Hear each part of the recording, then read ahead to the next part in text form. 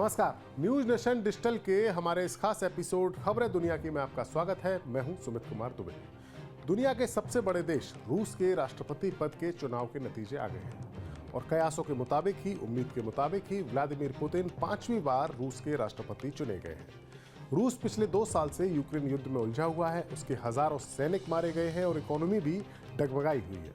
लेकिन इसके बावजूद पुतिन की पकड़ अपने मुल्क की सत्ता पर कम नहीं हुई है। अपने इस वीडियो में हम बात करेंगे कि आखिरकार पुतिन में ऐसा क्या है जो उन्हें रूस में सबसे पावरफुल बनाता है। लेकिन पहले आपको नतीजों के बारे में बताते हैं जो रूस के चुनाव के बाद सामने आए हैं। रूस के केंद्रीय चुनाव आयोग के अनुसार पुतिन ने लगभग 60% इलाकों में वोटों की गिनती के बाद 87.98% वोट हासिल किए हैं। ये सोवियत संघ के इतिहास के बाद रूस में किसी भी नेता को मिलने वाला सबसे बड़ा चुनावी परिणाम है, सबसे बड़ी चुनावी जीत है। चुनाव अधिकारियों के मुताबिक 74.22% वोट डाले गए, जो कि 2018 के 67.5% से भी ज्यादा है। नेशनलिस्ट कंजर्वेटिव पार्टी के स्लेटस्की कम्युनिस्ट पार्टी के उम्मीदवार निकोलाई खारितोनोव और एक उद्योगपति व्लादिस्लाव दावानेको पुतिन को चुनौती देने के लिए इस चुनाव में खड़े जरूर हुए थे, लेकिन वो कहीं टिक नहीं सके। दरअसल रूस में पुतिन की इमेज एक मजबूत और एक सख्त लीडर की है और उनकी लोकप्रियता की एक बड़ी वजह यही है। रूस की एक बड़ी आबादी उनको सपोर्ट करती है, उनको समर्थन है और रूस के लोगों का मानना है कि वो पुतिन ही है जो अमेरिका और पश्चिमी यूरोप के ब्रिटेन और फ्रांस, जर्मनी जैसे देशों से सख्ती से निपट सकते हैं, सख्ती से उनको जवाब दे सकते हैं। पुतिन पिछले 24 सालों से सत्ता में हैं और इस चुनाव में जीत के बाद वो अगले 6 साल के लिए भी राष्ट्रपति बन गए हैं, यानी वो 30 साल तक रूस की सत्ता अपने पास रख सकते हैं। इससे पहले रूस के इतिहास में, या यूं कहें कि सोवियत संघ और रूस के मिले जुले इतिहास में स्टालिन ही एकमात्र ऐसे लीडर हुए थे जिन्होंने 29 साल तक रूस पर राज किया था। यानी इस चुनाव को जीतकर पुतिन स्टालिन का रिकॉर्ड तोड़ने के नजदीक भी पहुंच गए हैं। अब हम आपको बताते हैं कि कैसे पुतिन पहली बार राष्ट्रपति बने और कैसे उन्होंने रूस में अपनी सत्ता को मजबूत किया और उनका शिकंजा लगातार गहरा होता चला गया। पुतिन सोवियत संघ की जो खुफिया एजेंसी थी केजीबी, उसके जासूस हुआ करते थे। साल 1992 में जब सोवियत संघ टूटा, तब पुतिन ने केजीबी को छोड़ दिया था, उससे 1 साल पहले ही, और वो सेंट पीटर्सबर्ग पहुंच गए जहां के मेयर के साथ वो काम करते थे। 1998 में पुतिन रूस के प्रेसिडेंट जो उस वक्त के थे और रूस सोवियत संघ के विघटन के बाद जो पहले प्रेसिडेंट बने थे बोरिस येल्सिन, उनके विश्वास पात्र बने और फिर वो रूस की खुफिया एजेंसी जो एफएसबी बन गई थी, केजीबी का नाम फिर एफएसबी हो गया था, उसके चीफ बन गए। साल भर बाद ही येल्सिन ने उन्हें अपना पीएम यानी प्रधानमंत्री बना दिया। कुछ ही महीने बाद उस वक्त भ्रष्टाचार के काफी आरोप लगे हुए थे बोरिस येल्सिन पर और उन्होंने भ्रष्टाचार के आरोपों के बाद इस्तीफा दे दिया और पुतिन को अपना वारिस बना दिया। 1 साल बाद यानी साल 2000 में पहली बार पुतिन ने राष्ट्रपति पद का चुनाव लड़ा और वो उसे जीत गए। जब पुतिन पहली बार चुनाव जीतकर राष्ट्रपति बने, तब रूस की स्थिति काफी ज्यादा खराब थी। रूस का एक जलवा किसी वक्त में रहा करता था 1945 में द्वितीय विश्व युद्ध के बाद, लेकिन रूस का वो महाशक्ति का रुतबा खत्म हो चला था। उसके पास अपने जो न्यूक्लियर वेपन्स थे उनके मेंटेनेंस तक के लिए पैसे नहीं थे। दुनिया के मंच पर रूस की आवाज को कहीं सुना नहीं जा रहा था, रूस की ओपिनियन कोई मायने नहीं रख रही थी। लेकिन साल 2002 में रूस में एक बड़ी घटना हुई जिसने पुतिन की इमेज को एक मजबूत फैसले लेने वाले लीडर के तौर पर बना दिया।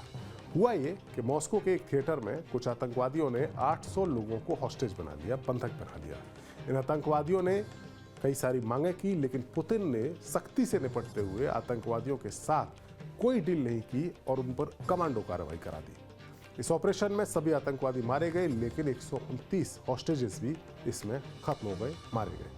इस फैसले के बाद रूस में पुतिन की इमेज काफ़ी ज़्यादा अच्छी हो गई, अप्रूवल रेटिंग उनकी काफ़ी ज़्यादा बढ़ गई और रूस की आवाम को लगने लगा कि पुतिन के अंदर वो शख्सियत है जो उन्हें जो रूस का पुराना रुतबा था, उस रुतबे को वापस ला सकता है। 8 साल का पुतिन का पहले 2 राष्ट्रपति पद के जो पहले 2 कार्यकाल थे वो 8 साल के थे और उस दौरान पुतिन ने अपने देश के साथ जो पश्चिमी देश थे, अमेरिका और जो G7 के देश थे, ब्रिटेन, फ्रांस, जर्मनी, इस तरह के देश, उनके साथ उन्होंने काफ़ी अच्छे ताल्लुक बनाए ताकि रूस को गरीबी से बाहर निकाला जा सके, इकोनॉमी में थोड़ी रफ्तार लाई जा सके और इन्वेस्टमेंट हासिल किया जा सके। गैस और कच्चा तेल, ये 2 वस्तुएं ऐसी हैं जो कि रूस की इकोनॉमी की रीढ़ है, और इन्हीं पर आधारित रूस की इकोनॉमी जब पटरी पर दौड़ने लगी और तो साल 2000 से 2008 के बीच में रूस की जीडीपी में भी काफ़ी ज़्यादा इजाफा हुआ और इन्वेस्टमेंट में भी 125% तक की बढ़ोतरी हुई। रूस के संविधान के मुताबिक उस वक्त पुतिन 4 साल के 2 कार्यकाल से ज़्यादा लगातार तीसरी बार राष्ट्रपति नहीं बन सकते थे। लिहाजा उन्होंने 2008 में अपने वफादार डिमिट्री मेदवेदेव को राष्ट्रपति की कुर्सी सौंपी और खुद वो प्रधानमंत्री बन गए। 4 साल बाद यानी 2012 में जब राष्ट्रपति पद का चुनाव फिर से हुआ तो पुतिन ने राष्ट्रपति का चुनाव लड़ा और वो जीत गए, और संविधान में उन्होंने एक बदलाव भी कराया, और इस बदलाव का नतीजा ये था कि उस बार ये राष्ट्रपति का कार्यकाल 6 साल का कर दिया गया। अमेरिका समेत कई देशों का आरोप है कि पुतिन ने जो चुनाव जीता था 2012 वाला, वो धांधली के साथ जीता था, लेकिन रूस में भी पुतिन की अथॉरिटी के खिलाफ कई लोगों ने आवाज़ भी उठाई थी उस वक्त, लेकिन पुतिन की सत्ता ने उन विरोधियों को और उनकी आवाज़ को कुचल दिया। यही वो वक्त था जब तीसरी बार राष्ट्रपति बनने के बाद पुतिन को एहसास हुआ कि अब अपना रुतबा बाहरी दुनिया में भी दिखाया जाना चाहिए। रूस की ताकत का मुजाहरा दिखाना पुतिन ने शुरू किया।